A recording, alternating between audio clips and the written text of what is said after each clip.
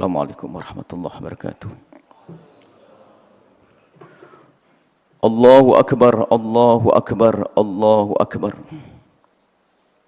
Allahu akbar, Allahu akbar, Allahu akbar. Allahu akbar, Allahu akbar, Allahu akbar. Allahu akbar kabira walhamdulillahi katsira wa subhanallahi bukratan wa asila. La ilaha illallah wahdahu la syarika lah. La ilaha illallah wahdah sadaqa wa'dah wa nasara 'abdah wa 'azza jundah wa hazamal ahzaba wahdah. La ilaha illallah wa la na'budu illa iyyah mukhlishina lahuddin walau karihal kafirun. Alhamdulillahi ala ihsanih wa syukru lahu ala 'idhami ni'amihi wa amtinanih.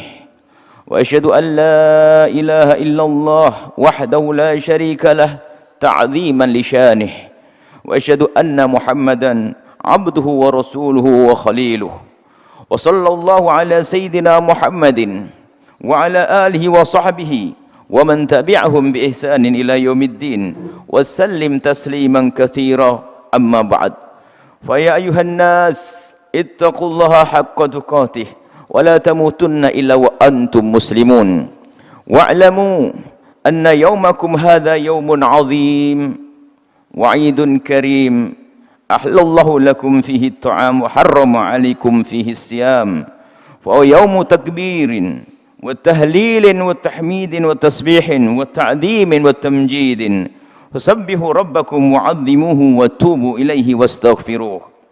Kaum muslimin dan muslimat yang semoga senantiasa dimuliakan oleh Allah Subhanahu wa taala. Kita saat ini berada di hari kegembiraan, yakni hari raya Idul Fitri. Hari yang sangat tepat untuk kita bersenang-senang dengan kesenangan yang sesungguh-sungguhnya. Hari yang sangat tepat untuk kita berbahagia dengan kebahagiaan yang sepenuh-penuhnya. Hari kebahagiaan yang bukan hanya sekedar gebyar di lahir, akan tetapi kebahagiaan yang benar-benar terasa di dalam hati. Bahagia yang ditandai dengan rasa senang saat bertemu sesama, hilangnya kebencian di antara kita, dan jauhnya kita dari prasangka buruk kepada sesama. Maka hari raya harus benar-benar dijadikan kesempatan menumbuhkan cinta di antara kita, agar hidup kita indah dengan saling mencintai karena Allah. Dan sungguh tidak ada cinta sejati yang membuahkan kebahagiaan hakiki baik di dunia dan di akhirat kecuali cinta yang dibangun karena Allah Subhanahu wa taala, yaitu cinta yang diwarnai dengan pertemuan karena Allah, saling memberi karena Allah, dan berdamai karena Allah. Oleh karenanya, untuk membangun cinta tersebut ada beberapa hal yang harus diperhatikan. Kita adalah makhluk sosial yang pasti akan berurusan dengan sesama manusia untuk saling melengkapi kebutuhan pribadi atau sesama. Di sisi lain, kita sebagai manusia mempunyai hawa nafsu, sehingga tanpa sengaja atau dengan sengaja kita melakukan kesalahan yang membekas di hati, hingga kadang menjadi dendam, amarah, benci, dan lain sebagainya. Maka dari itu, mari kita menjalani hidup dalam kebersamaan dengan prinsip hidup mulia yang diajarkan oleh baginda Nabi Muhammad SAW yang akan menyelamatkan kita di dunia dan di akhirat. Prinsip tersebut adalah mudah memaafkan dan mudah meminta maaf. Prinsip hidup ini harus menjadi cara hidup yang selalu mewarnai perjalanan hidup kita di saat berinteraksi dengan sesama. Dengan menjalankan cara hidup ini, maka hidup kita akan menjadi indah. Kaum muslimin dan muslimat yang semoga senantiasa dimuliakan oleh Allah dan semoga senantiasa dalam kebahagiaan. Mari kita cermati seksama, dengan serius prinsip tersebut. Jika Anda menjadi orang yang mudah meminta maaf, maka itu pertanda bahwa Anda adalah orang yang mudah merasa bersalah dan menyadari kesalahan. Menyadari kesalahan adalah kunci utama untuk berbenah. Berangkat dari menyadari kesalahan, seseorang tidak akan ragu untuk meminta maaf. Meminta maaf kepada orang yang pernah dizalimi dan disakiti. Serta merendah akan menjadi penyujuk hati di dalam diri orang yang pernah disakiti. Seseorang akan merasa kesal dan jengkel jika ada orang yang melakukan kesalahan kepadanya, akan tapi orang tersebut tidak merasa bersalah. Tetapi jika ada orang berbuat salah kemudian dia insyafi kesalahannya dan bergegas meminta maaf, maka yang demikian itu akan meredam amarahnya dan menjadi sebab jauhnya dendam dan kebencian dari hati. Meminta maaf adalah membuka keindahan. Coba renungkan, kita berbuat salah dan kita segera meminta maaf. Biarpun semula kita bersalah, namun karena kita bergegas meminta maaf, maka dengan kesadaran kita minta maaf akan tertanam sifat mulia dalam diri, yaitu ketawaduan serta kesadaran akan kesalahan. Dan yang demikian itu akan menjadikan sulit baginya untuk melakukan kesalahan di kemudian hari. Dan lebih dari itu, akan terwujud keindahan di antara sesama, yaitu hilangnya benci dan dendam, lalu berganti dengan cinta. Sungguh Allah sangat mencintai orang yang menjalani hidup dengan saling mencintai. Begitu juga memaafkan. Di balik memaafkan ada segala keindahan. Orang yang mudah memaafkan akan lapang hatinya, tidak menyimpan benci dan dendam yang menyiksa. Baginya sangat mudah untuk menghadirkan kebahagiaan di hati. Dan sungguh memaafkan inilah sifat para kekasih-kekasih Allah Subhanahu wa taala. Kaum muslimin dan muslimat yang berbahagia, prinsip ini harus benar-benar kita pegangi dan harus dijadikan panduan dalam menjalani hidup dalam kebersamaan. Karena kita pasti berurusan dengan sesama manusia dan sama-sama kita bersalah. Kadang salah dari kita dan kadang salah dari mereka. Itu semua dapat bisa menjadi sebab hadirnya kekesalan, amarah, dan emosi di antara kita. Dan itu semua tidak akan mudah dihilangkan kecuali kita menghidupkan budaya mudah meminta maaf dan mudah memaafkan. Jika ada yang berkata, bagaimana mungkin kita mudah memaafkan seseorang sedangkan ia sangat jahat sekali kepada kita?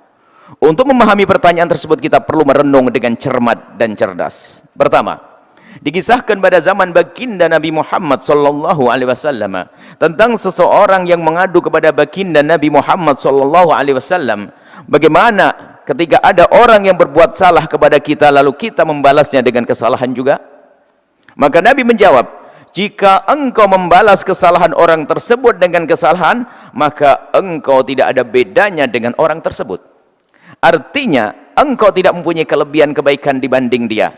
Oleh karenanya, ketika ada orang yang berbuat kesalahan kepada kita lalu kita membalasnya dengan kesalahan, maka kita belumlah dapat disebut sebagai orang yang sukses dan belumlah bisa disebut orang yang istimewa. Kedua, jika ada orang yang berbuat kebaikan lalu kita membalasnya dengan kebaikan, maka itu adalah hal yang biasa saja, bukan sebuah kelebihan.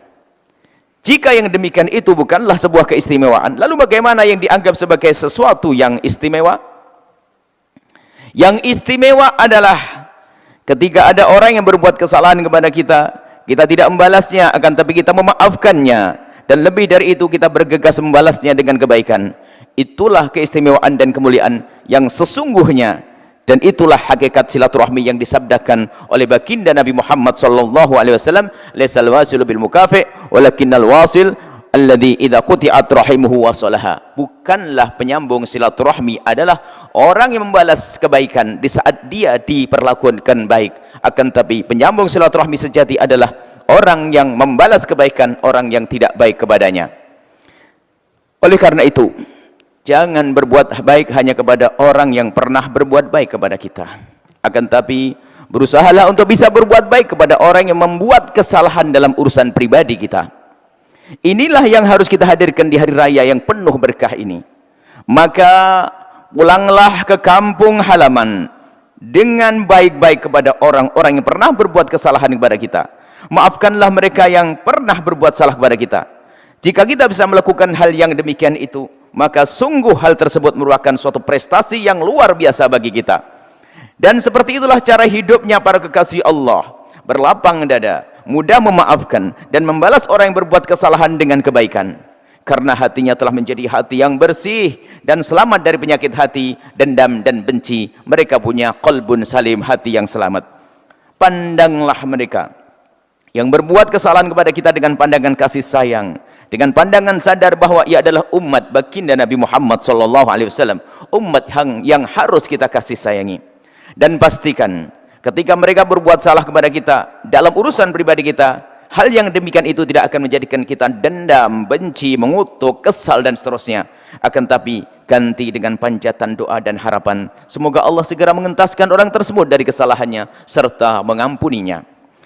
Hati yang bahagia adalah hati yang tidak ada benci dan dendam kepada sesama. Yang menjalani hidup dengan benci dan dengki akan menemukan kesempitan dalam hidup dan kesedihan yang terus menerus. Karena seorang pembenci dan mendendam senantiasa melihat orang yang dibencinya dengan sakit hati dan sesak dada. Apalagi ketika melihat orang yang dibencinya mendapatkan kesuksesan, maka sungguh sebuah kebodohan jika ada orang memelihara dengki dan benci di dalam hatinya. Bukanlah orang istimewa yang pandai memaafkan, namun tidak pandai meminta maaf. Begitu juga sebaliknya, bukan orang baik yang sesungguhnya yang pandai meminta maaf namun tidak pandai memaafkan. Kami ucapkan untuk semuanya selamat Hari Raya Idul Fitri. Semoga Allah menjadikan kita hamba yang saling mencintai karena Allah, membebaskan kita dari benci dan dendam dengan sesama.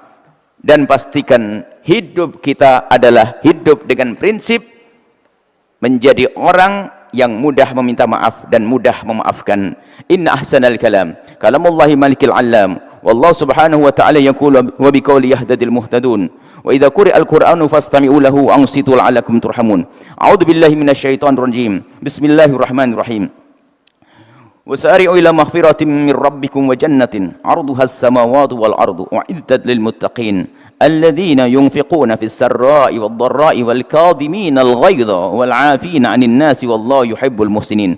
Barakallahu li wa lakum fil Qur'anil 'azim. ونفعني وإياكم بما فيه من الآيات وذكر الحكيم وتقبل مني ومنكم تلاوته إنه هو السميع العليم.